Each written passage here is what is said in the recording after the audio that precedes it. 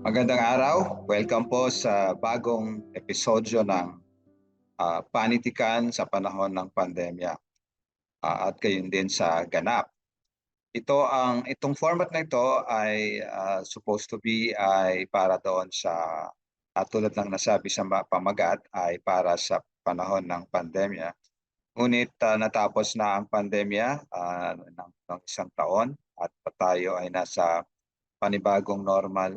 Pero yung format na ito ng talakayan, ng panitikan at paminsan ay pagtatanghal ng mga teksto ay isang format na naging napakamabisa sa panahon na tayo ay nasa bahay lamang at may restricted na mobility. Pero dahil itong format nito ay naging mabisa dahil sa pagla-livestream sa Facebook, sa YouTube, at nakakarating ng mabisa sa higit na mas maraming tao sa kumbinyenteng paraan ay nagpasya ang UPICW na ipagpatuloy ito. At ngayong taon pa lamang na ito ay kailangan naming magsagawa o magtanghal ng mga mahigit sa 20 episodyo ng Pan at Ganap. At ngayon na isa na namang panibagong kaya tuloy-tuloy ang pagtatanghal na ginagawa ng UPICW sa format na ito ng pagtatanghal ng panitikan na online. Kaya't ngayon ay mapapanood natin, maririnig, maaari tayong lumahok dito sa episodyo ng mga Pan at Ganap. Welcome po. Ako po si Joey Bakiran, ang Director ng UPICW. Magandang araw sa ating lahat. Ngayon ay ipagdiriwang natin ang mga salin at mga akda ni Dr. Cristina Panto Hidalgo. Ito ay aming proyekto sa Likhaan Institute of Creative Writing. At ako ang magsisilbing moderator sa gawain ito. Una sa lahat, nais kong ipakilala ang ating mga kasamang manunulat at tagasalin. Uunahin ko si Profesor Dr. Cristina Pantoa Hidalgo ay manunulat ng kwento, nobela at sanaysay. Isa rin siyang kritiko at scholar ng panitikan. Mahigit 40 ang kanyang libro at kabilang sa mga ito ang 3 nobela, 5 koleksyon ng mga kwento at 16 na koleksyon ng mga sanaysay. Ang ilan sa kanyang mga aklat ay nagwagi sa mga pambansang gawad o patimpalak tulad ng Carlos Palanca Award para sa nobela, Gawad Dangal ng Lahi, at Gawad Balagtas mula sa Unyon ng mga Manunulat ng Pilipinas. Ang mga pinakabago niyang libro ay Collected Stories and Tales at What I Wanted to Be When I Grew Up, Early Apprenticeship of a Writer. Sa kasalukuyan, siya ang direktor ng UST Center for Creative Writing and Literary Studies. Nagtuturo siya ng mga graduatong kurso sa malikaing pagsulat at panitikan sa UST at UP kung saan isa siyang Professor Emeritus. Ang ating pangalawang panauhin ay si Dr. Chuck Berry Pascual. Tagasalin, ang autor ng Kumpisal Mga Kwento, Pagpasok sa Eksena, Ang Nawawala, Ang Tagalabas sa Panitikan, Hindi Ito Romansa, Bayan ng Mga Bangkay, at Mars May Zombie. Nagtuturo siya sa UST Faculty of Arts and Letters, nagsisilbing resident fellow sa UST Center for Creative Writing and Literary Studies, at faculty researcher sa UST Research Center for Culture, Arts, and Humanities. Ako ang magsisilbing tagapagdaloy at isa ring tagapagsalita para sa gawain ito. Hindi ko alam kung ito'y kauna-unahang pagkakataon. Ako pala si Eugene Evasco. Ako ay isang mananaliksik at gusto ko rin makilala ninyo bilang isang tagasalin at kolektor ng mga aklat pambata. Kasalukuyan ako nagtuturo ng panitikan at malikaing pagsulat sa Universidad ng Pilipinas. Ang aking research interest ay panitikang pambata at ako'y nalilinya ngayon sa pagsasalin at adaptasyon ng mga maikling kwento. Napakahalaga ng pagkakataong ito na makilala natin ang manunulat at mga tagasalin. Ito ay isa sa mga pambihirang pagkakataon na malaman natin ang karanasan, ang danas, ang proseso, at ang mga paniniwala, at mga filosofiya hinggil sa gawain ito. Ngayon, upang matunghayan natin at makilala natin ang pinagmulang teksto, pakinggan natin ang pagbabahagi ni Professor Cristina Pantoja Hidalgo kaugnay sa kanyang aklat na Tales for a Rainy Night at Cielo and the Dog Named Stella. Ma'am Jean? Hi, good afternoon, everyone. The book that we are going to be talking about now, Tales for a Rainy Night, is my second collection of short stories. It was published in 1993. Before that, I had published another collection of short stories called Ballad of a Lost Season and Other Stories. That one was a collection of realist short stories. It was always my ambition to be primarily a writer of fiction. So I started my career as a writer very early. I was still in school. In fact, I was in high school when I first started publishing in national magazines and newspapers. But I wrote essays. Everything I published was either an article, feature article, or an essay. The writing of short stories was a little more difficult for me. So I think I produced only one short story a year. And so my first collection consisted of just 7 stories, no? Hirap ako, mas mahirap dihamak yung pagsulat ng kwento kaysa yung pagsulat ng sanaysay for me. And then I wrote, after I had published that collection of short stories, the first one, Ballad of a Lost Season, I wrote a novel, the novel Recuerdo. That's my second novel. And it was so difficult to write that at the end of it, I felt exhausted. I thought I wanted to do something quite different. And then I hit upon the idea of writing what I call modern fairy tales. I think the influence on this book would be primarily the work of Hilda Cordero Fernando and Nick Joaquin. Hilda Cordero Fernando most especially, because although I'm a great admirer of Nick Joaquin, I never tried naman to write like him, Masyadong iba yung style ni Nick Joaquin. But I was inspired also by his non-realist fiction, which, if I remember correctly, in school, these stories were never taught as non-realist. When Nick Joaquin was taught, kahit na yung tinuturo ay yung, ano bang title nung story ni Nick Joaquin na hinahalik yung Summer paa, o Solstice. yung Summer Solstice, that was taught as a realist story, and Mayday Eve also. But they're not realist, they're actually tales. And then with Hilda Cordero Fernando, there was The Level of Each Day's Need and The Wilderness of Sweets and other stories. So these were the main influences on my own fairy tales. I also mentioned a few foreign writers like A.S. Bayat, Jeanette Winterson, Isaac Dinesen, Italo Calvino, Borges, of course, all of these people. But my real intention was to write fairy tales, which would be simple stories. And in fact, I based them on things that had happened in my life. Yung fairy tale was a strategy. It was a way of telling stories which were real, meaning to say they had happened.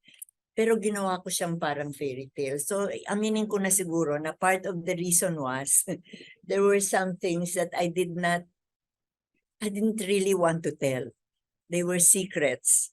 But I thought, pag sinulat ko siya in fairy tale mode, people will think that they never happened, diba? Kasi most people do not really, the ordinary reader does not distinguish between fiction that is realist, fiction that is non-realist. So pero pag pag fairy tales, ano nila, hindi nangyari yan, ganon.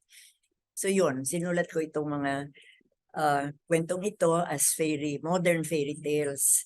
That is, stories set in modern Philippines, but told like in the fairy tale mode. I would also like to say that this is up to today my favorite book. All the books that I have written, yung sinasabi ni Vlad na 40 books, yung 40 naman, more than 40, kasama dun yung books that I edited. Yung ako lang ang sumulat, siguro mga 30 books yon.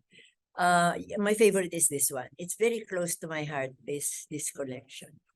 So I was very happy when Chuck Berry approached me with the intention of translating my short stories. Alin ba yung unang translate mo, Chuck? Where Only the Moon Rays. Ayun. Yun. That's another collection of also, that's my third collection, I think. Hindi ko na maalala kung nauna ba yun dun sa Catch a Falling Star. The third, okay. So, Where Only the Moon Rages, that's a collection of fairy tales also. Yung pala ang inuna ni Chuck. I was so thrilled actually when he approached me with the question or request of whether I would agree to have my books translated. You know, I was somehow involved in his first translation work, no? Yung Ilustrado by Miguel Sihuco.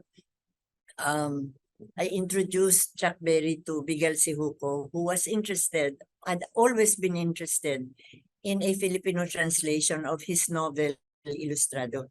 But it didn't work out, the first efforts to do it, which was with, well, hindi ko nabanggitin with which press.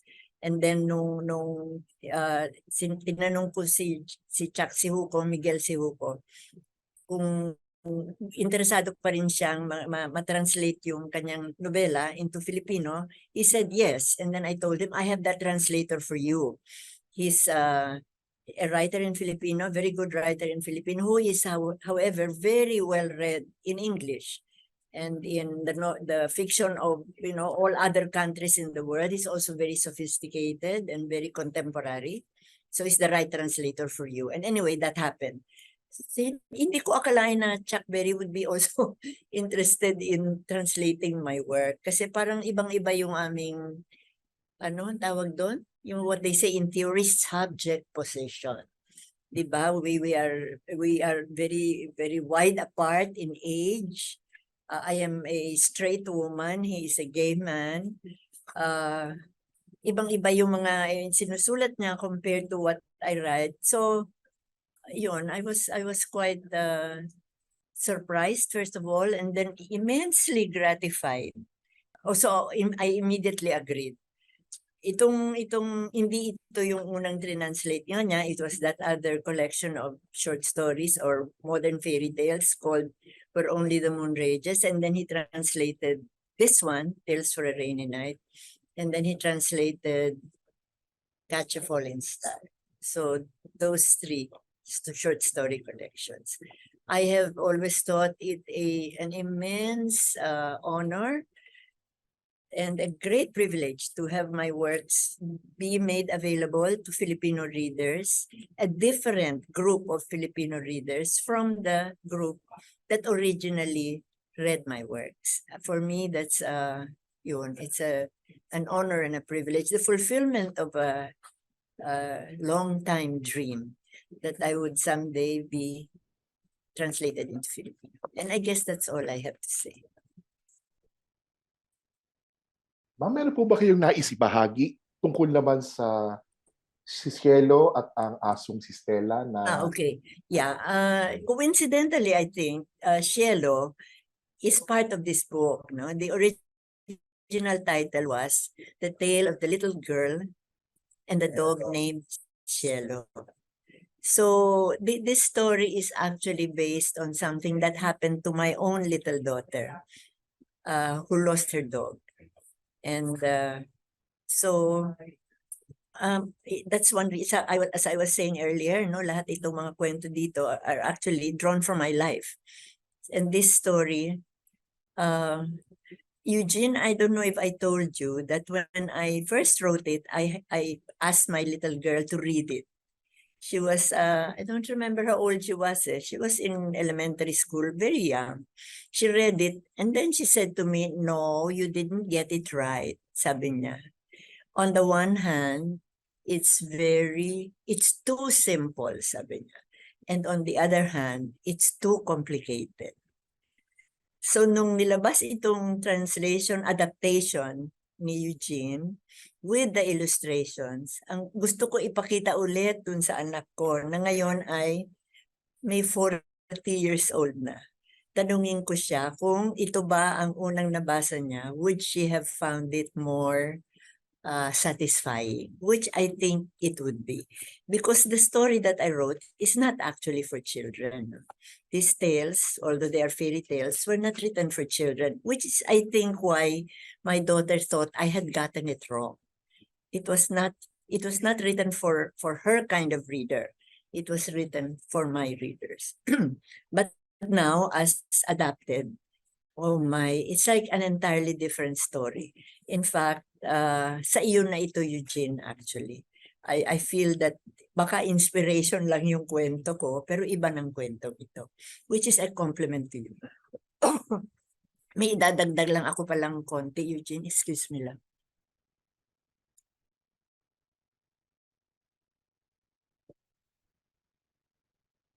I have never worked with a translator before, no, before working with Chuck.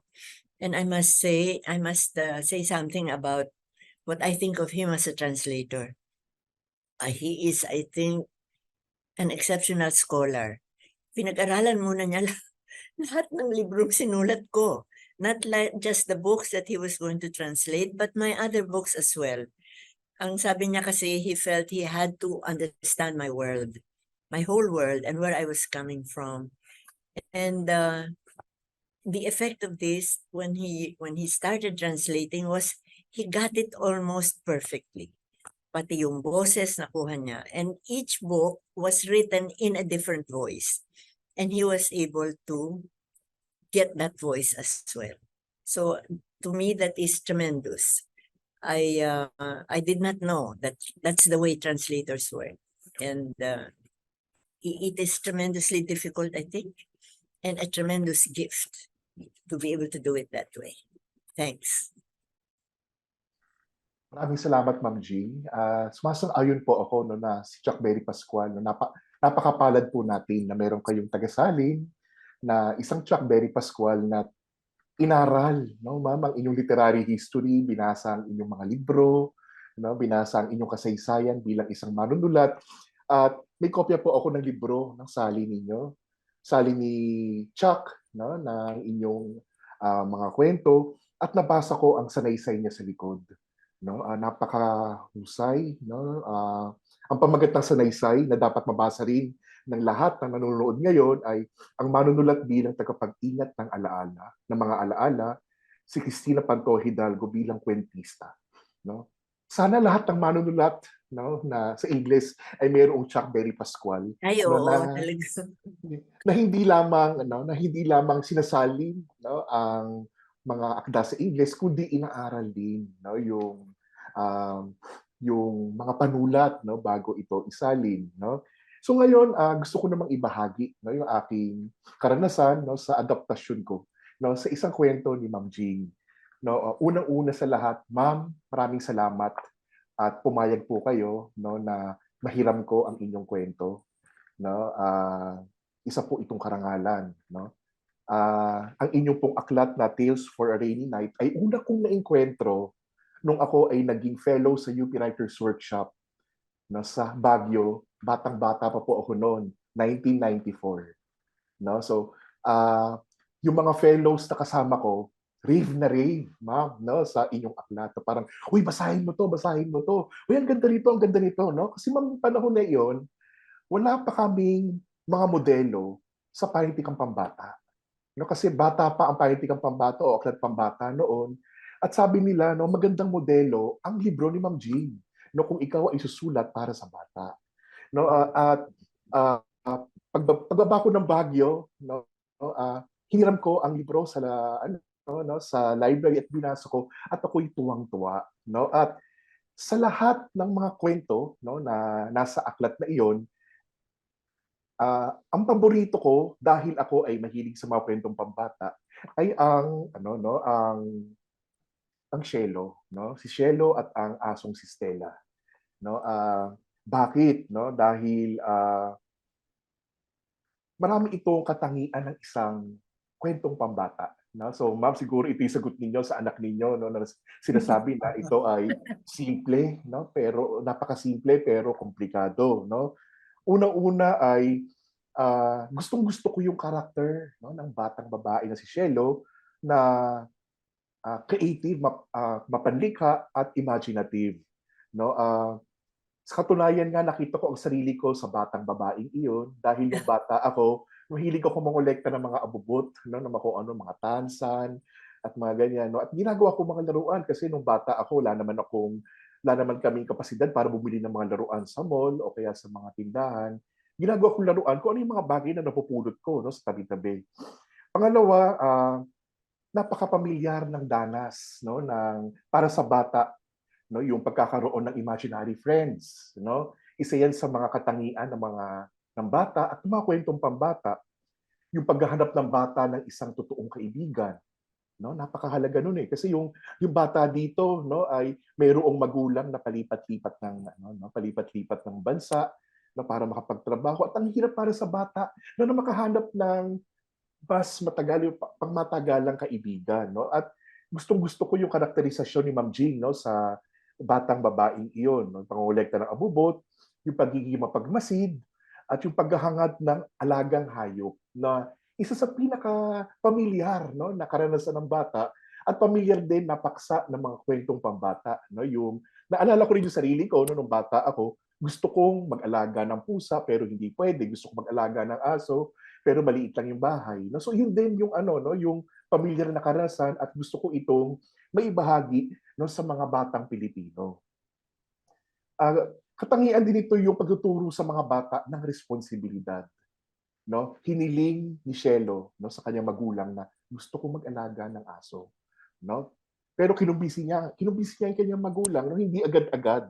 No? At sa pangungumbinsi, no, tinuruan siya ng kanyang ama na ikaw ang mag-aalaga, no, kapag gusto mo nang mag-alaga ng aso, no, kung gusto mag-alaga ng tuta. No, at ang pag-aalagang iyon ay isang isang edukasyon, no, sa bata kung paano ba maging mapagmahal, kung paano ba tumupad sa mga tungkulin, no, bilang isang tagapag-alaga. Gayun din ay yung pagkatuto, na ito yung mahalaga na aral, no, ng kwentong ito na gusto kong ibahagi sa mga mamabasa, ay yung pagkatuto, no, sa mga batas ng buhay. No, merong sensitibong no, kaya siguro komplikado, ma'am, no, sa inyong anak. Na may mga dalawang sensitibong paksa, no, ang kwentong ito. Una, yung pagkakaroon ng sakit ng aso. At pangalawa, no, ay ang kamatayan nito. No? Mabigat ito, no, sa mga kwentong pambata dahil akala natin kasi pag sinabing children's stories, masaya lang, no? Pero ito ay isang introduction sa bata, no, kung paano ba tatanggapin ang batas ng buhay, na lahat ng buhay ay magtatapos, no? Maaring dulot ng sakit o anumang maaring aksidente. No? At yun ang kalakasan, no, ng tekstong ito, no. Kaya ito ay talagang hiniling ko kay Ma'am Jean at syempre sa sa approval na rin, no, ni Dr. Pascual, no, na kung okay lang, ethical ba, no, na ito ay i-adapt ko. Gayong meron na siyang salin sa Filipino, no. Narito rin yung napakagandang paksa ng ugnayan, no, magandang ugnayan, no, ng tao, no, ng bata sa mga hayop. No, sa pagsasalin, no, mayroong technical term na gustong-gusto ko, na narinig ko, no, sa mga maraming lectures, scopus. No? Scopus, kung di ko nagkakamali, no, ito yung proseso ng pagsasalin na nakatakda sa gampani ng produkto. No? Ibig sabihin, isasalin mo, no, ang isang akda, no, at ang magiging guide mo doon ay ang magiging produkto nito. No? Ano ba ang tungkulin ng teksto? No? So ang ginawa ko ay hindi lamang pagsasalin ng wika, no, yung mula Ingles patungong Filipino. Ang ginawa ko rito ay nagsalin ako, no, sa ibang anyo. no? Sa isang anyo na may teksto at mayroong visual na komunikasyon. No, nagsalin din ako ng isang tekstong pangmatanda, no, adult literature, no, patungong tekstong maiibigan ng mga bata. No? Bukod sa maiibigan, para sa kanila talaga.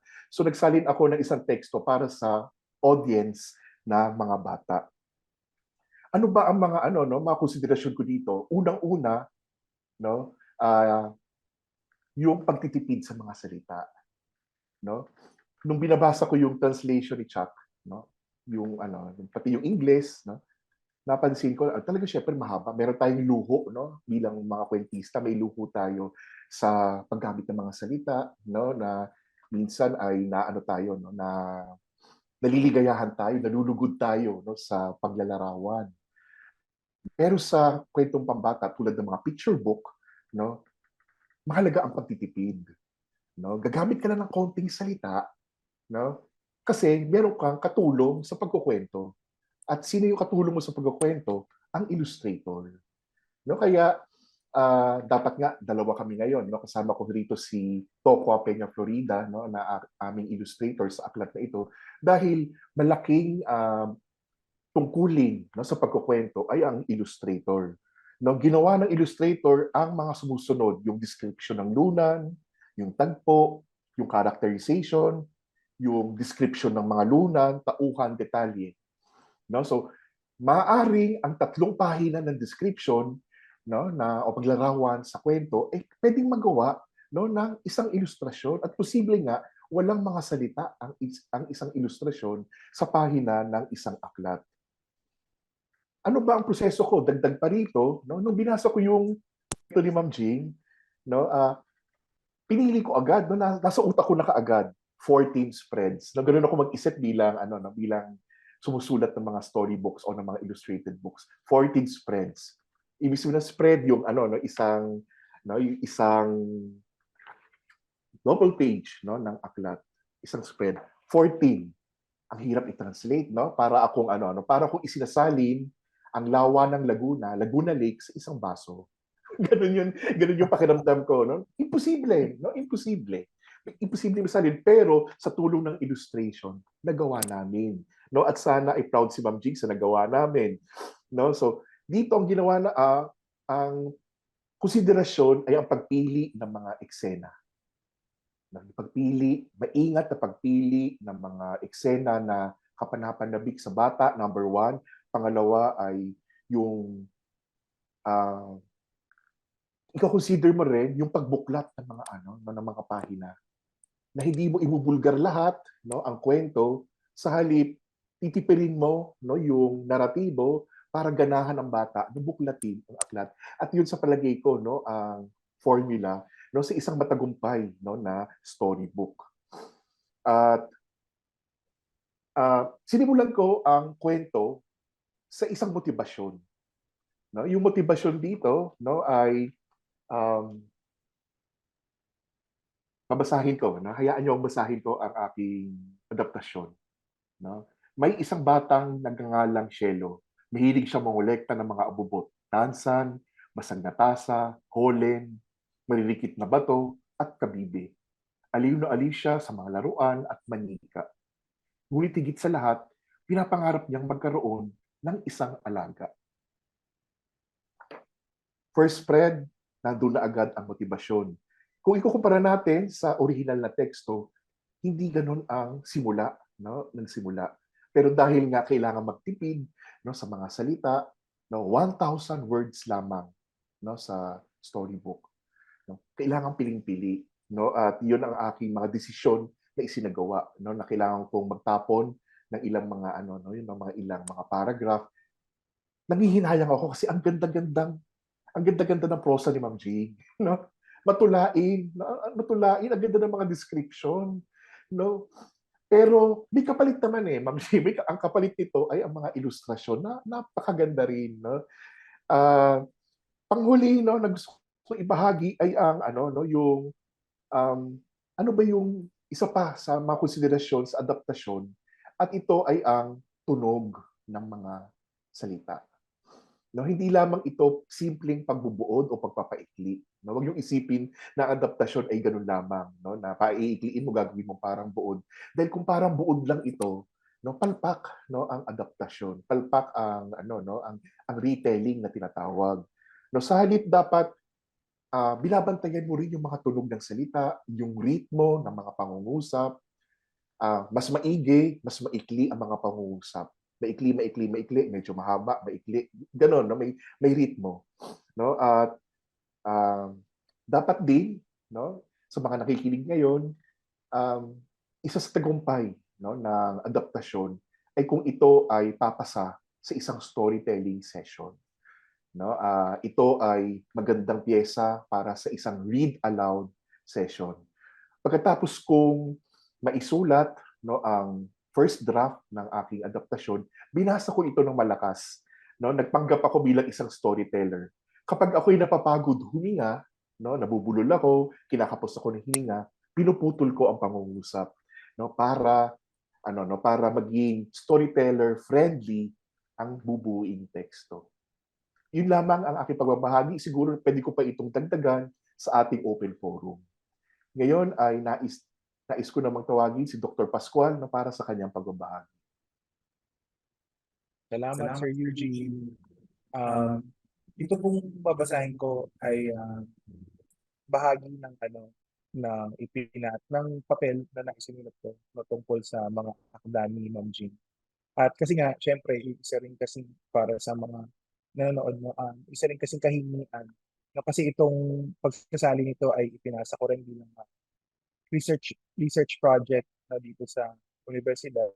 Kaya kailangan din ng rational na parang bakit ito ang isasabi mo, no, at kasama yung paliwanag na yun dito. Basahin ko na po siya. Pangalawang koleksyon na ng mga kwento ni Cristina Pantoja Hidalgo, ang Tales for a Rainy Night. Pero maituturing din ito bilang bagong simula. Ang kanyang unang koleksyon na Ballad of a Lost Season ay produkto ng panahon ng Batas Militar.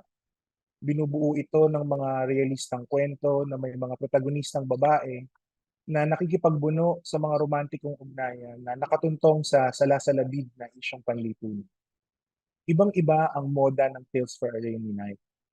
Mula sa mga kwentong realista, naging romantiko ang moda ng mga kwento sa koleksyon at tinagurian itong Tales ni Hidalgo. Sa kanyang paunang salita, inilarawan niya ang kanyang proyekto bilang ganito. Ito yung CP.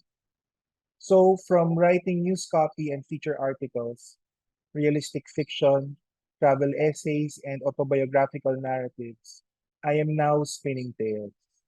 For the world of the tales is the land of legend and faith, even if the characters speak in the here and now. And sometimes, it seems to me that only sorcery and enchantment can capture the strangeness of real life. Malay si Hidalgo sa biglang kabig ng kanyang piniling moda sa pagkukwento, at para sa kanya, may kakayahan itong ilarawan ng tunay na buhay, tulad ng kundi man higit pa kaysa realismo. Kung tutuusin ay matapang ang pahayag na ito dahil may pagbalikwas sa mahabang tradisyon ng realismo sa maikling kwento sa Ingles. Kailangan lang tingnan ng mga antolohiya ni na Leopoldo Llaves para makita ang dominasyon at tradisyon ng realismo bilang moda ng pagkukwento sa Ingles. Ipagpapatuloy pa ito sa unang 4 na volume ng mga antolohiya ni Gemino Abad, ang Upon Our Own Ground at Underground Spirit. Iilan lang ang mga kwentong di realista sa mga antolohiyang ito, tulad ng The Traveling Salesman and the Split Woman ni Nick Joaquin para sa unang volume at The Walk ni Joy Dairit sa ikalawang volume. 1993 inilimbag ang Tales for a Rainy Night at ang pinakapopular na kwento mula rito, ang The Painting, ay kabilang sa unang volume ng Horde of Thunder na kinocover na yung 1990 to 2000. Ang ikatlong antolohiya ng mga kwento ni Abad ng mga kwento sa Ingles. Mas marami na rin ang di-realistang akda sa 2 volume ng Horde of Thunder, kabilang ang akda ng mga itinuturing na tagapanguna ng speculative fiction sa bansa na sina Dean Francis Alfar at Nicky Alfar. Isinasalin ko ang tale bilang kwentong bayan upang mas paangatin ang pagkakautang nito sa oral na tradisyon. Gayunman, mas malayo ang mga kwento ni Hidalgo sa mga tradisyonal na kwentong bayan sa Pilipinas. Tinukoy niya bilang impluwensya sa pagsulat ng kanyang mga modernong kwentong bayan sina A.S. Bayat, Doris Lessing, Isaac Dinesen, Hilda Cordero Fernando, Nick Joaquin at ang mga manunulat na Latino-Americano. Akma rin ng tale para kay Hidalgo dahil ang isa sa mga unang anyo nito ay yung mga komplikado, sophisticado at self-referential na mga kwentong likha ng Confucius o mga tagapagsalaysay ng ika-17 siglo sa mga salon sa Paris. At ang karamihan sa mga tagapagsalaysay na ito ay kababaihan. Ngunit hindi na nangangahulugan na banyaga o nakalutang ang kanyang mga kwento dahil binalanse ng impluensya ni na Cordero Fernando at ng kanyang tinukoy na true master na si Joaquin. At siya mismo ay mayroong matiim na pagpapahalaga sa pagpupuok pagdating sa pagsulat ng katha. Sa kanyang sanaysay na The Story of My Stories, ibinahagi ni Hidalgo ang kanyang dilema sa pagkakapuok noong nasa ibang bansa siya. Itong city.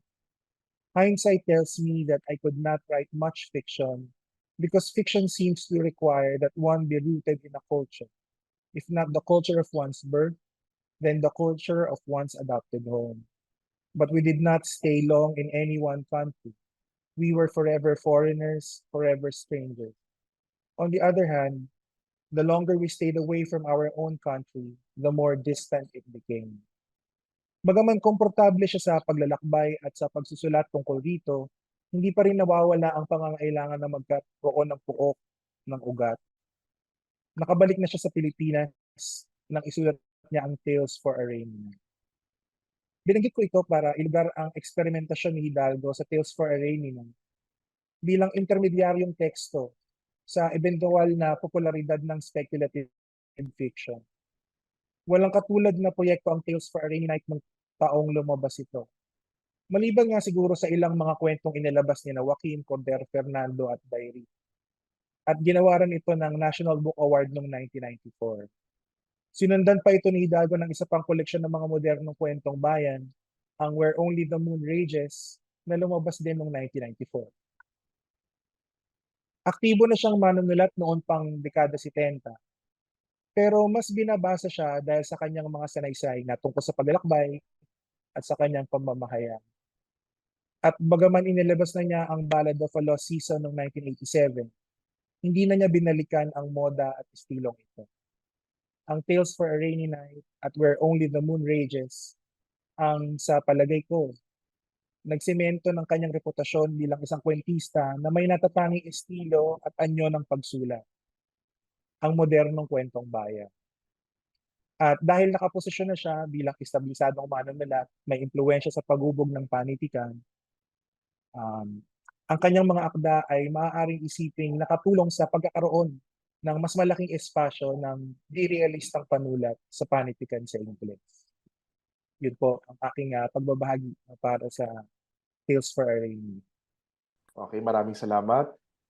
Ngayon ay bukas na, no, yung ating talakayan, no, sa pagkatapos ng mga pagbabahagi. No, so ako na una magtatanong, no, Ma'am Jean, masaya po ba kayo, no, sa dalawang produkto, no, na ating tampok ngayon, na ito, no, yung mga kwentong bayan para sa gabing maulan, no, na inilathala ng University of Santo Tomas Publishing House, at si Shelo at ang asong si Stella, no, ng Chikiting Books ng Vibal. Ma'am, happy po ba kayo? Ay, naku, very, very happy, Eugene. Yung ginawa ni Chuck, tuwan-tuwa na nga ako doon, ano? As I explained kanina, I feel it was a great honor and a great privilege to be translated. I also want to add, Eugene, that Chuck Berry was often consulting me during the process of translation. No, there were certain questions that he had, certain situations that he, wanted some clarification. So we were in constant touch. So I was very pleased, that he he went to the trouble of talking to me about these things. Nakapag-contribute ako dun sa pag-improve sa tingin niya nung kanyang translation. Pero itong si Cielo at ano ba ito? Aso. At ang Si Asos. asong si Stella. Ano ito, lalo ako natuwa dito kasi ibang-iba nga, no? It's like a different mode completely, no? One of the stories was taken and transformed into a totally different product, which is so aesthetically beautiful to look at, not just to hear, but to look at. Tsaka yung sinasabi mo, Eugene, that it's meant to be read aloud. No? That's another element pa, no? Kasi yung mga libro natin na katulad ng Tales for a Rainy Night, we don't read these things aloud naman, di ba? Usually, ang mga nagre-reading, mga poets. Pero in the world of writing for children, it's different. And when you hear it read, yeah, it acquires a different kind of life, no? So, talagang nakakatuwa. I'm very grateful to you, Eugene, and to the artist whom I do not know, but who is obviously very gifted. Ang cute-cute ng mga drawing niya. Kung ako bata, siguro matutuwa ako. Dadagdag ko pa nga, no, na during my time, there were no books for children produced in the Philippines. Wala pa yung Adarna, wala pa yung Lamparad. None of the publishing houses was producing books for children. All the books that I read were by foreigners. Fairy tales from abroad, no? So, ang laki-laking difference yun, I think. So yun, in answer to your question, of course, of course, happy ako. Very happy, actually. Ma'am, super happy din kami, no? Dahil ma'am, no? Nagbigay po kayo ng material sa amin, no? Na timeless, no? Timeless, no? Ang ganda nga ng translation, no? Ni Chuck na Tales Patungong Kwentong Bayan, no? Dahil, nagkakaroon ng, sangkap na para bang ginawa ito dating-dati pa, pero makabuluhan pa rin sa kasalukuyang panahon. At ma'am, no, binigyan niyo po ako ng idea, no, at sasabihin ko to sa aming publisher na i-convert ito bilang isang audiobook, no, at merong sound effects na umuulan, no, at binabasa ito, no, ang kwentong ito, no, at siguro, no, pwede ko na ring ibahagi, no, yung magandang balita, ma'am, no. Natanggap niyo po ang email na nakatanggap ito, no, ng parangal, no, International Board on Books for Young People, no. Oh yeah, oo. Yes, honor book Yes. para sa writing, no. So so ito ay isang magandang pagkilala, no, sa ating mga aklat para ito ay maitampok at mai-market sa international na na larangan, no. At panahon na, ma'am, no, na ipakilala natin yung ating mga aklat hindi lamang sa mga Pilipinong bata, kung hindi sa mga bata, no, sa iba't ibang bahagi ng mundo, no. At muli nagpapasalamat kami ng publisher na pumayag po kayo, no, dahil ma'am, no, ang aking model dito ay yung The Mats ni Francisco Arceliana, no. Ito, alam naman natin na ang The Mats ay isang adult, no, pangmatandang short story, pero kinonvert ng Tahanan Books bilang isang children's book na ang ganda-ganda rin, no. At ito at yun din ang nabigyan ng award, no, ng White Ravens, no, ng International Youth Library. So ang ganda, no, na yung mga adaptation natin ay nakikilala ng ibang bansa, no, sa international na na larangan. Ngayon ay gusto kong tanungin naman si Chuck, no. Ito na pag-uusapan natin ito no dati pa, no, na hindi pa pandemic at tayo ay sumusuong no sa pagsasalin, no. Hindi naman natin talaga pinag-aralan ang pagsasalin, no. Di ba parang pakapakapa lang tayo no. Pero pwede mo bang ibahagi sa amin ano ba ang edukasyon mo, no, sa larangang ito, no? Nag-aral ka ba ng mga teorya, no? O paano ka nag-practice, no, sa pagsasalin? Sa tingin ko yung formal training talaga no, ay nangyari lang nung undergraduate. Kasi merong klase dati, kaya si Sir Mileto Fabros yung teacher namin na panitikang pagsasalin at kasama yun sa pagsasanay sa mga malikaing pagsulat, no? Major sa DFPP. No, so yun yung una kong natutuhan yung tungkol sa pagsasali. So yung textbook noon ay nasa akin pa rin. Na yung gabay sa pagsasali na binalikan ko especially nung time na sinubukan ko na magsali. Pero maliban doon sa formal na training na yon, pagkatapos noon, nung sinisimulan ko na yung proyekto na halimbawa na yung ilustrado kasi yung una kong isinali. Ano siya, naghanap ako gamit na yung aking background din bilang manunulat, no, at saka teacher ng panitikan. So alam ko naman na meron namang mga translation theory, no, at may translation study, siyempre. Pero doon sa mga nakita ko, mas galing doon sa mga manunulat na sa Ingles, no, kasi isa yun sa parang tinuring ko na konsiderasyon, no, sa pagsasali nito na yung isinasali natin na panitikan sa Ingles ay isinulat din naman ng mga Pilipino, no? So kung ano yung kanilang pagtitiyorisa no, sa kanilang sariling pagsulat, no, doon ko sinimulang hanapin, no? At so nandyan syempre no, si Sir Jimmy, si Hemino Abad, at yung kanyang pagtitiyorisa tungkol sa pagsulat sa Ingles. No, na alam nga natin, di ba, na yung popular na we wrote from English. No, na ano naman, nire-refine naman niya later on in his writings.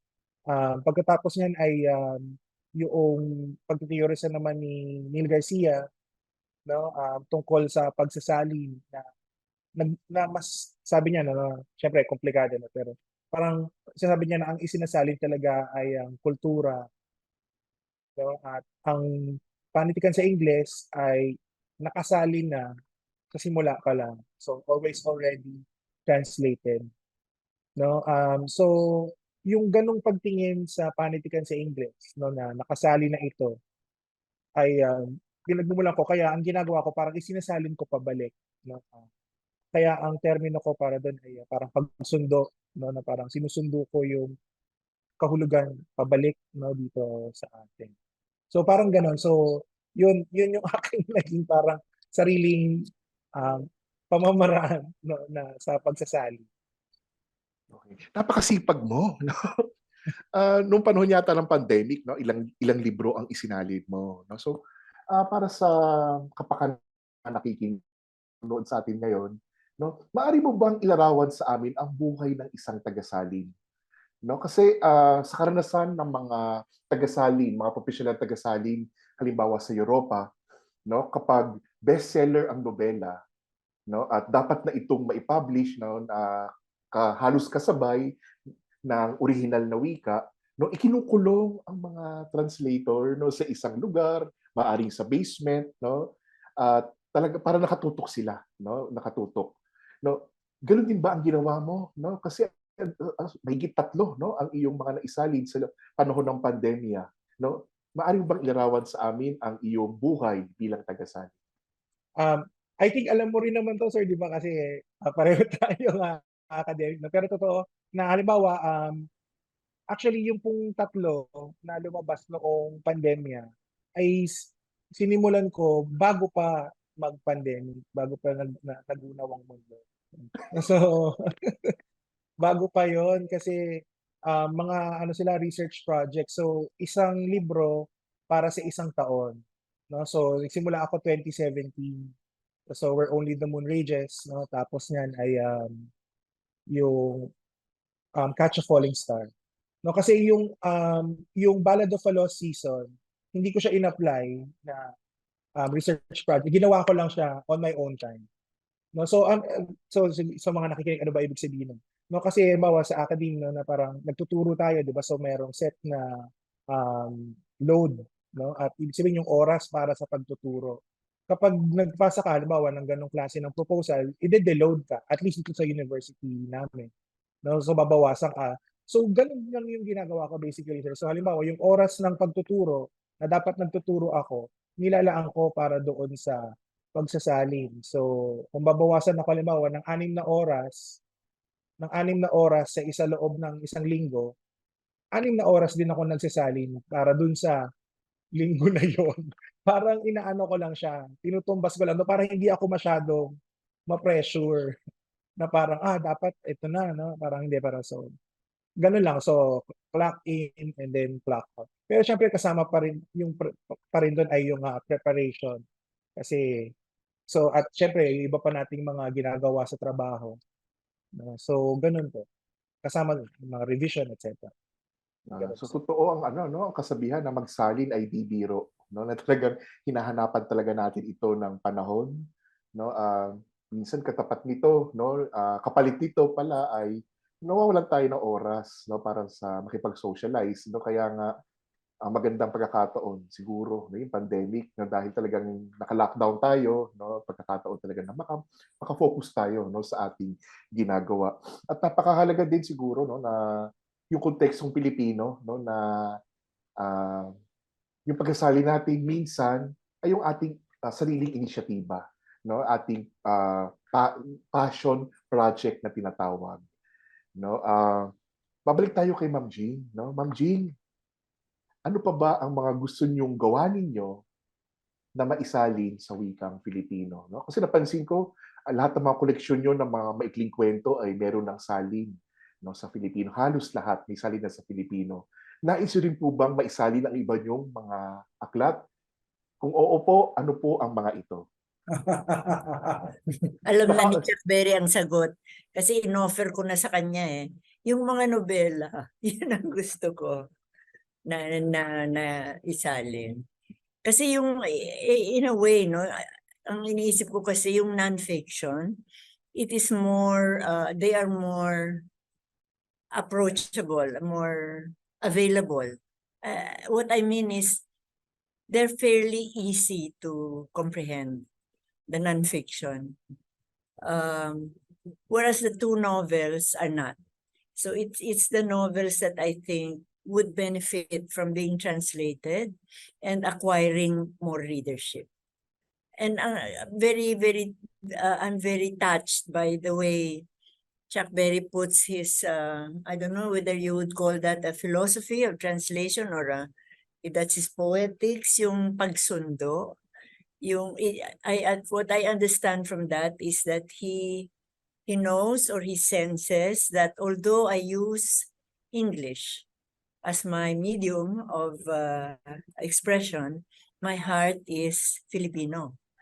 And therefore, by translating the works into Filipino, he has effected a return. Sinundo niya pabalik. No? So I'm hoping that he or someone else would want to translate my novels. Yun.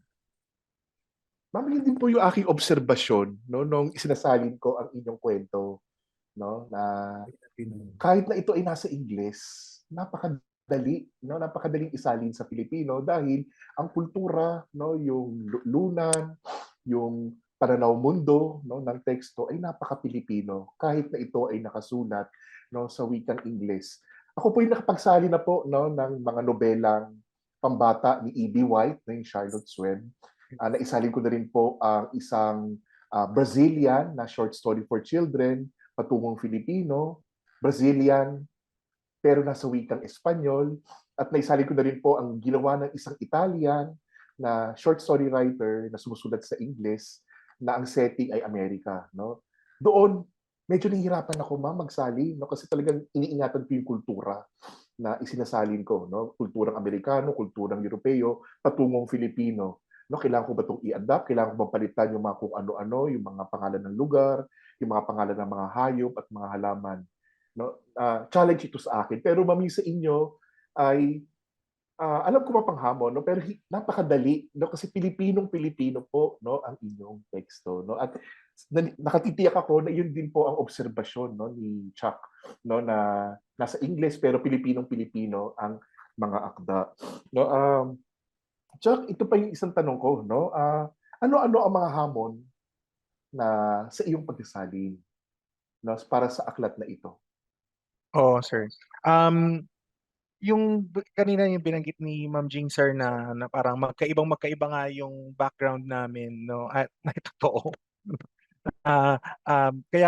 Kumbaga iba rin yung pinanggagalingan ko at syempre iba yung pinanggagalingan ng teksto.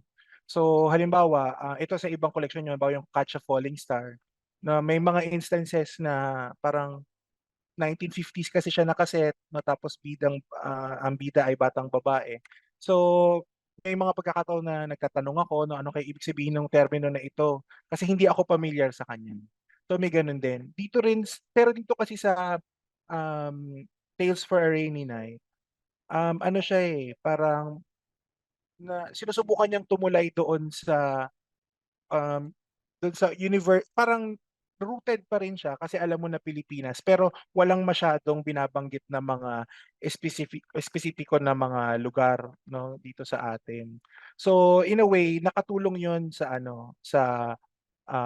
pagiging sa madaling kong pagkonekta sa kanya. No, kasi kung minsan, kasi ang isang description ko sa pagpanulat ni Ma'am Jing ay exact. Ang joke ko nga sa kanya, ang daming nouns, no? So parang bakit ang daming nouns? So, parang hindi naman lahat may katumbas na noun, no? So parang medyo nagtatanong talaga ako pag gano'n. So yun, so minsan yung mga nouns talagang ano bang tawag dito sa bagay na 'to dito sa wika natin? Parang paano ko kaya siya i-a-approach na isalin, 'no, na parang titikwas ba siya kapag 'pag pinanatili ko sa Ingles o kaya naman ay, dapat ba na yung explanatory ng konti yung salin ko, yung mga gano'n. Actually, sir, gusto ko rin sanang itanong sa inyo 'yan, sir. Halimbawa, ano, especially po sa adaptation, 'di ba kasi parang sabi mo kanina, sir, 'di ba, na parang, um, ang Scopus iba na, 'no, yung, intended reader, 'no? So, paano mo ina-apply yung kumbaga ano bang tawag dun, sir, parang pag-i-edit or parang pagta-transform nung wika, 'no, nung akda, 'no, 'pag pinapalitan mo yung intended audience, sir? Yung mga ano yung mga challenges mo sa paggawa nito? Na para sa ano sa librong ito, ang challenge ay kung paano ko iko-convince at ano ba 'yun, no, hikayatin ang illustrator na gampanan, no, ang pag-ano, no, ang pagkukuwento, no? Kung makikita ninyo ang manuskrito, no, ng aking adaptation, nakahati kung may papel, nakahati iyon. Nasa isang hati yung teksto, tapos nasa isang hati naman yung mga instructions ko, no? Tulad ng sinabi mo, Chuck, no? Si Ma'am G hindi nagsasabi kung ano yung lugar, no, sa kanyang kwento. No, halimbawa sa isang kwento niya na ang regalo, no, nabanggit niya na Carillon, no, may Carillon, pero alam ko UP Diliman yun. Pero hindi sinasabi na UP Diliman, di ba? Ganun din sa kwento, no, nitong ano, no, dito na hindi sinasabi yung bansa, no, pero nung binasa ko kasi yung mga travel essay ni Ma'am Jing, no, yung mga libro ni Ma'am Jing, ang hinala ko ito ay Burma, no? Hinala ko lang naman 'yon. Burma o Myanmar, no, yung kung saan ang setting ng kwento. Hindi ko sinabi sa illustrator na, ay, gawin mo namang Burmese o Burma, no, ang setting ng kwento. Gawin mo na lang Southeast Asian na bansa, no? Sana hindi ako nagkamali, Ma'am Jing, no, na ito ay isang bansa sa Southeast Asia. No, so dapat yung hardinero mo mukhang Southeast Asia, pero hindi Pilipino, no? Hindi Pilipino. So yun yung mga instruction ko, yun yung hamon ko, no? At mapalad ako na ang illustrator ay isang matalinong illustrator. No, hindi lang siya sumusunod sa kung ano yung sinasabi ng teksto. No, halimbawa ito, papakita ko sa inyo. No? Yung mga Ah, fake. yung mga fairy, no? Oo, Siya ang mga nagbigay fake. ng siya ang nagbigay ng characterization sa mga fairy. Nice. Yung mga palamuti na ito, no? Akala mo palamuti, pero nagkukwento ang mga palamuti, no? So ito ay isa ring no? Ito rin ay isang uh, ehersisyo, no, kung paano ba magtitipid, no, sa pagkukwento. Maikli ang teksto, no, maikli ang teksto, pero ang daming detalye sa mga sa mga ilustrasyon, sa mga guhit. no? Kaya panawagan ito sa mga nagbabasa ng mga aklat pambata. Huwag niyo lang babasahin yung prose. No, basahin niyo rin no yung ilustrasyon at basahin niyo rin ang interaction no ng prosa at ng ilustrasyon. Isa pa no sa hamon na kinakaharap ko rito ay yung word count. No, madaldal din ako madaldal din ako sa pagsusulat at sinabihan ako ng publisher na 2 talata lang. No? 2 talata lang. Huwag ka nang lalagpas. Kasi pag naging 3 talata, ang laki ng space, ng espasyo, ng blanco, no? Blankong espasyo. Kapag ginawa mo 3, mauubusan na ang illustrator ng espasyo sa pagguhit. So yun no? Ang kadalasang metaphor no, ng picture book creators ay ito ay marriage. Marriage ng writer at ng illustrator. Dapat nagtutulungan kayo, hindi kayo nagsasapawan no, ng kapangyarihan. No, dito nagtimpi ako, no? At sa pagtitimping iyon, nabigyan ko ng kalayaan no, ang aking illustrator na gawing malikhain no, ang kanyang pagguhit. Hindi lamang sumusunod sa teksto, kundi nagbibigay rin siya ng bagong mga antas, no, ng bagong interpretasyon no, sa kwento ni Ma'am Jean. Chuck, sana nasagot yung tanong. No? Huling 2 tanong na lamang. No? Chuck, kadalasan kasi ang isinasali nating teksto ay yung mga tekstong hinahangaan natin. Diba? Siyempre naman, ayoko naman mag-translate no, ng mga teksto na hindi ko hinahangaan. Yung may pag-ibig ka no, sa panunulat. No? So, iyon, no, yun ang tanong ko. No? Gaano ang pagpapahalaga mo no, kay Ma'am Jean bilang manunulat? At pangalawa, no, isa ring tendensiya ng pagsasalin no, na batay sa aking mga panayam sa mga tagasalin ay ito ay isang pag-aaral no, sa teknik ng manunulat. No? Inaaral mo yung technique kung paano siya masulat at sa pag-aaral na iyon, natututo ka sa creative writing. Di ba natututo ka no? At nakukuha mo no? At kinukuha mo yung kanyang technique no? Sa pagsusulat. Nakatulong ba para sa iyo ang pagkasalin sa iyong pag-unlad bilang isang nobelista at bilang isang kwentista? Ayan. Salamat, sir. Ang ganda ng question. Una, syempre, meron ang selfish motive ko rin kung bakit gusto ko na isalin si Ma'am Jean at particularly yung short story. Kasi gusto ko pang pag-aralan yung form ng short story. No, so sabi ko parang so isasalin kaya hindi pa ako nag-aano sa sa mga nobela kasi parang ibang form siya. So parang so itong maikling kwento, so puro maikling kwento yung sinubukan ko isalin. Yun yung aking selfish motive, no? So mas pag-aaral pa tungkol dun sa form na yun. And siyempre, kung bakit din pinili ko. Si Ma'am Jing ay formative din kasi sa akin no, bilang manunulat, particularly yung yung Catch a Falling Star. No, kasi ano siya short story sequence no at yung aklat ko na Kumpisal, meron yon na short story sequence sa dulo. No, at isa sa mga bahagi ng impluwensya ay yung Catch a Falling Star. Pagkatapos at saka ito, gusto ko lang i-share na parang 'di ba siyempre ang sinasali naman natin ay mga akda na gusto natin. Merong sanaysay si Jun Palahiri na ang title ay In Praise of Echo. No, sabi niya no na madalas daw kasi ang tingin sa tagasalin ay mas na secondary siya no sa mismong manunulat. At sabi niya, oo, totoo 'yon, no? Pero para gawin 'yon ng tagasalin, hindi pwede nating tignan no na um, mas komplikado 'yon no kaysa simpleng pagtingin na hierarchical no na may mas mataas at may mas mababa. Pero ang mahalaga na tignan do'n ay yung relasyon nilang dalawa no at yung tungkol doon sa pagmamahal sa teksto, wala ka namang isasali na hindi mo gusto no. At parang si Echo nasunod ng sunod kay Narcissus no sa Metamorphosis. 'Di ba na gwapong-gwapo siya no, so talagang sunod siya ng sunod no, tingin siya ng tingin. Hanggang sa yun nga, sa sobrang obsession naman ni Narciso sa sarili rin niya, 'di ba, naging bulaklak na lang siya. Tapos si Echo ay naglaho at naging parang tinig na lang siya, 'no? At parang yun yung parang kailangan daw na hanapan ng balanse para kay Lahiri. Kasi tayong mga taga-salin ay oo, nag-uulit tayo. Inuulit natin kung ano yung sinasabi ng manunulat. Pero at the same time, the fact remains na boses na natin yon, yung ginagamit natin sa pag-ulit. At ang isa sa mga paborito ko na libro sa ngayon ay yung bagong edisyon ng Catch a Falling Star.